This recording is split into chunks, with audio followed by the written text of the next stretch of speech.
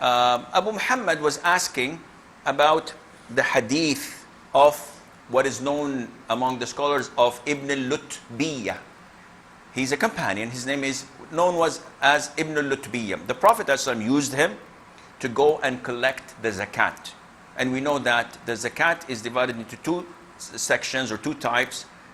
Something that is hidden and something that everyone can see. So the hidden one, the hidden part of the zakat, you are instructed to pay it on your own. And this is between you and Allah, such as gold, silver, money. This is, no one will come and collect it from you. While if you have a farm and you have crops, or you have cattle, if you have herds of sheep, camels, cows, etc., then it is the obligation of the ruler, the Muslim ruler, to send someone to evaluate and to collect the zakat. So Ibn al-Lutbiyyah was sent by the Prophet ﷺ to collect the zakat. He came after a while and he said, this portion is yours. This is the zakat. And this small portion is mine. I was given it by the people I visited. The Prophet ﷺ was outraged. So he went to the pulpit, he praised Allah, he offered salutation to the Prophet ﷺ, and then he gave a general speech, a general reminder without naming this man. And he said, why do I get people to work and bring the zakat, and when they come, they say, this is your zakat, but this was given to me, this is mine. The Prophet then gave the justification that you can determine whether what you're giving is a bribe or not. The Prophet said, ﷺ, wouldn't he had sit in his mother's house and then figure out would people come and give him something or not? So this is the way that you can judge. The brother Abu Muhammad is telling us that he is supporting, he's providing, he is probably supplying some companies with electricity, with machinery, with tools, spare parts, stationery, whatever. And definitely in that company there are purchasing department. There are people who are responsible for giving the bids to whomever they think is fit for the company. And in the majority of purchasing departments,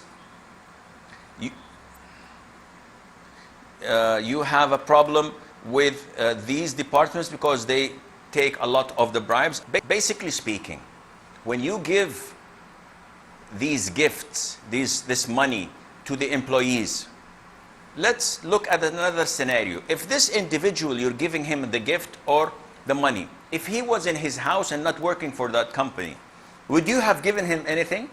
The answer is definitely not.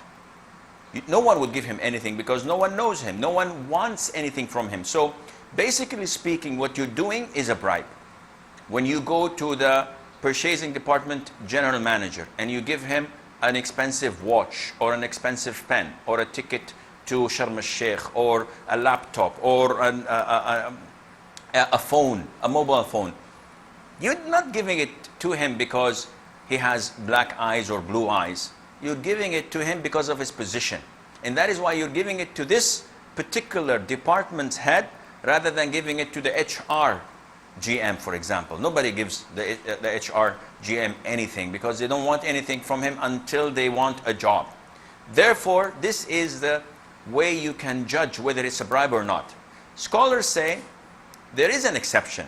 For example, if you and I went to school together and we are friends and you used to give me gifts and I give you gifts, and then I went to college and then I graduated and became a judge or became an official in a company, and the gifts were continuing. So when I give you a gift, I'm not actually giving it to you because of your position or because you are influential. I'm giving it to you because this is the habit that has been going on for years before you have assumed that position. In this case, scholars say, as long as when I receive this gift, I'm not going to feel inclined to help him or to bend some rules or pull some strings. If this is the case, it is permissible for me to take that gift. And I hope this answers your question. So